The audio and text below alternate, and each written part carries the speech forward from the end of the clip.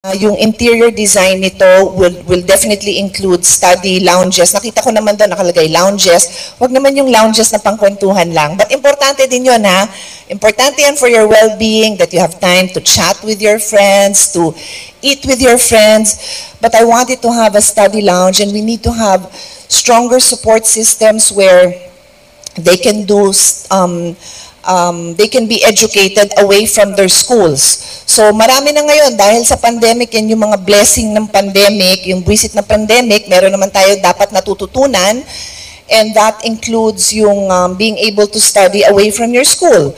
So dapat magaganda yung programs natin na yon so that these athletes can still take care of the other aspects of their lives. And the other support programs we really need are of course, for sports psychology, for your wellness and mental health.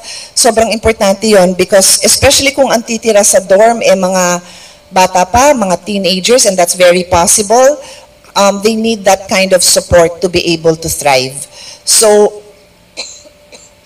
I'm super excited about this dorm. Ang ganda lang talaga. And I wanted to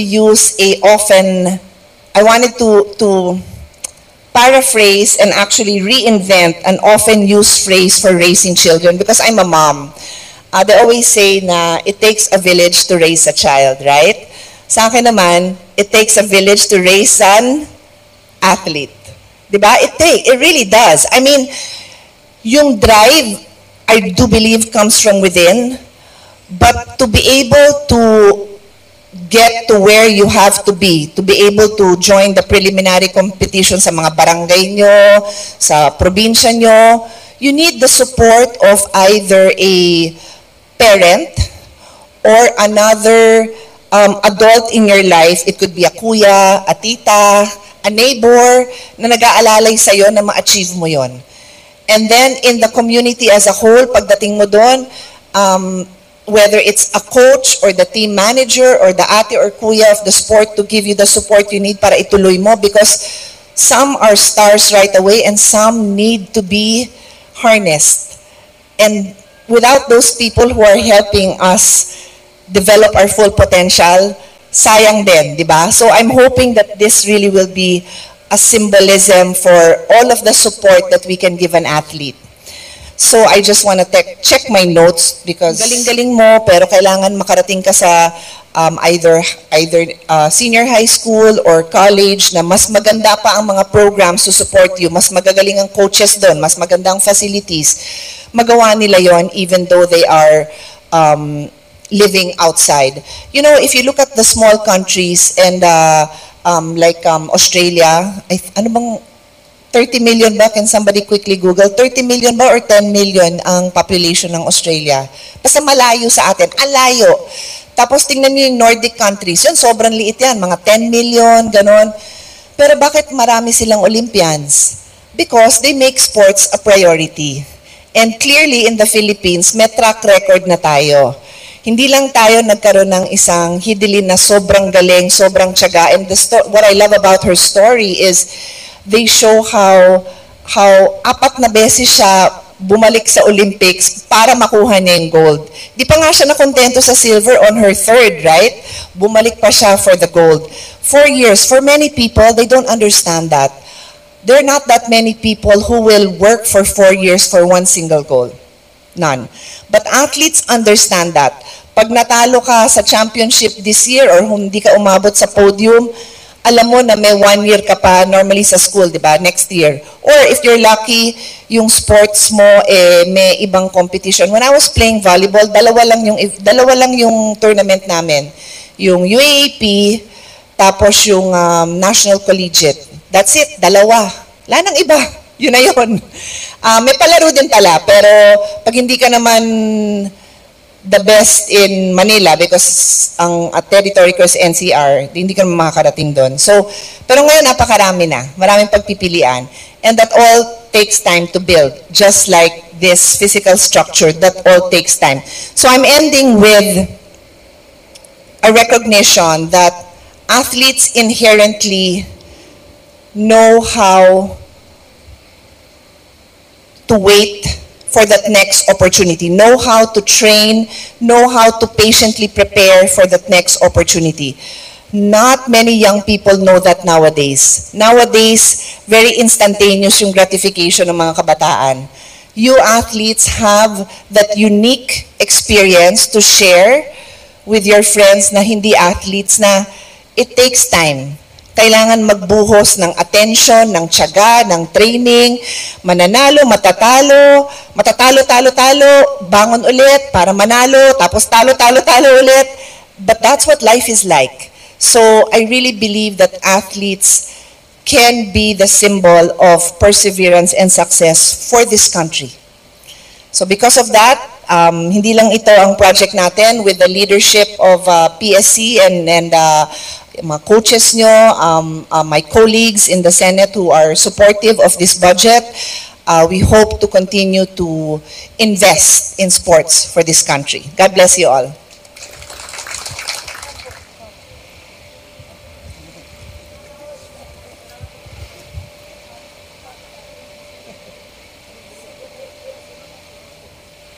May we request our guests to take hold of the shovels and wear your hard hats.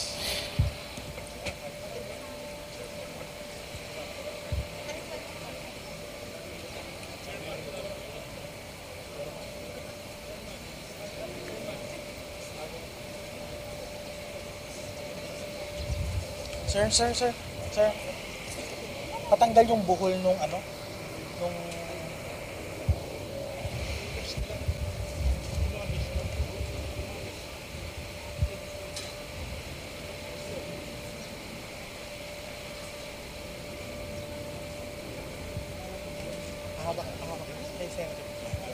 Now we proceed to the burial of the time capsule, which contains memorabilia and messages from today's event, symbolizing our aspirations for the future. This capsule will be a testament to our commitment and will be opened years from now to reflect on the growth and progress that began today. May we invite Senator Pia Cayetano to present the time capsule and bury the time capsule now.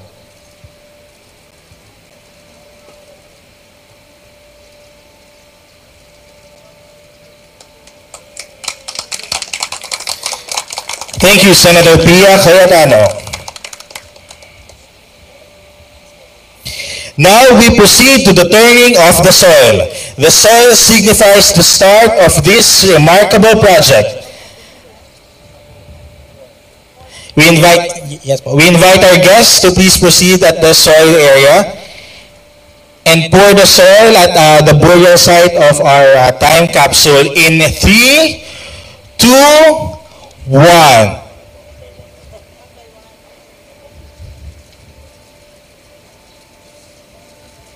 Thank you, Senator Pia Cayetano. Thank you, Commissioner Olivia Bongku. Thank you, Commissioner Walter Francis Torres.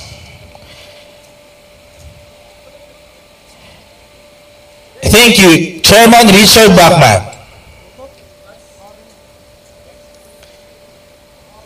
Next is Director Merdita Ibay.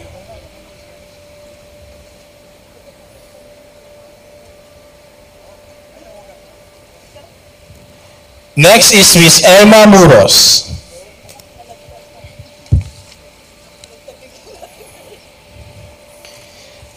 Next is from our partners from the Department of Public Works and Highways, Assistant District Engineer Brian Briones.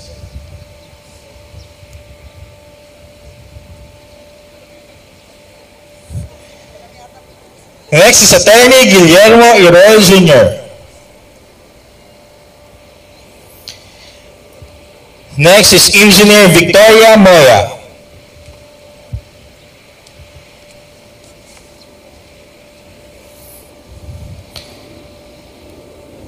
Next is District Engineer Manny Bulusan.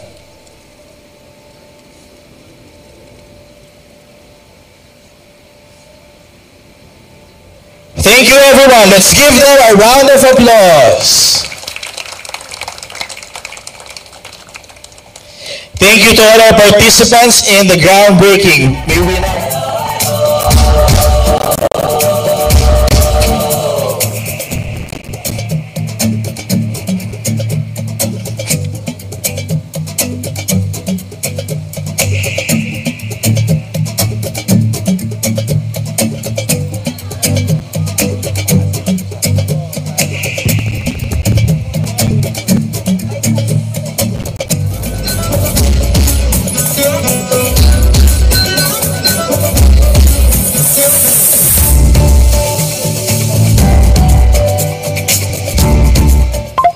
Such.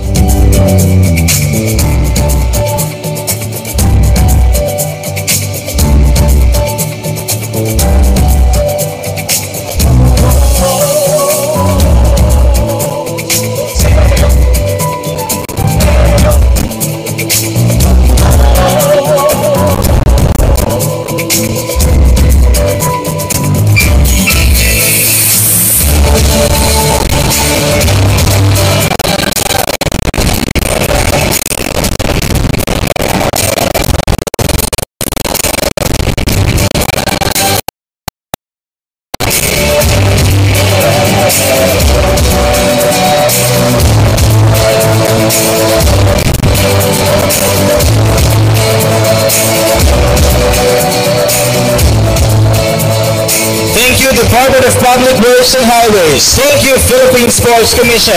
And thank you, Senator Pia Cayetano.